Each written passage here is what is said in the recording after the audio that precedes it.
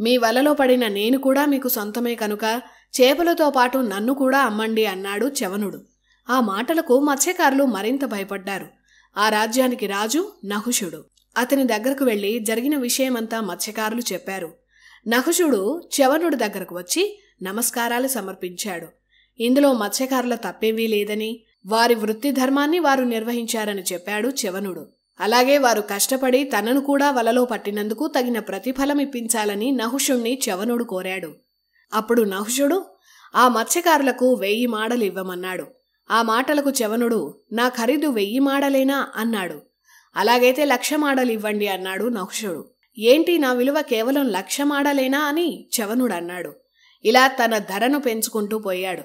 చివరికి నహుషుడు పంతానికి పోయి సరే ఈ మత్స్యకారులకు నా రాజ్యమంతా ఇస్తానన్నాడు. అప్పుడు చవనుడు నీ మంత్రులతో సావకాశంగా ఆలోచించి మరో మాట చెప్పు అన్నాడు. తన రాజ్యమంతా ఇస్తానన్నా చవనుడు సంతృప్తి చెందలేదని తన బాధను నహుషుడు మంత్రులతో చెప్పాడు. ఆ సమయంలో అక్కడకు అవిజాత అనే మహర్షి వచ్చాడు. అతనికి విషయం అంతా తెలిసిందే.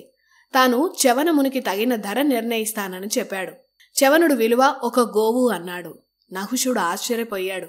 తన రాజ్యం కన్నా గోవు ఖరీదైనదా అన్నాడు.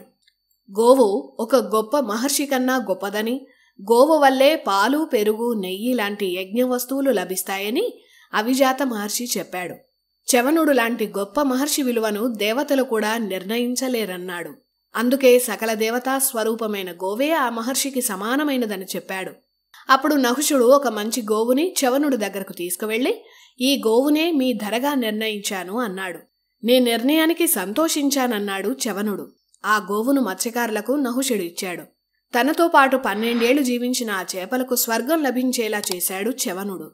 తరువాత చవనుడు అవిజాతుడు నహుషుడికి ఇంద్రుడితో సమానమైన సంపదలు ప్రసాదించారు.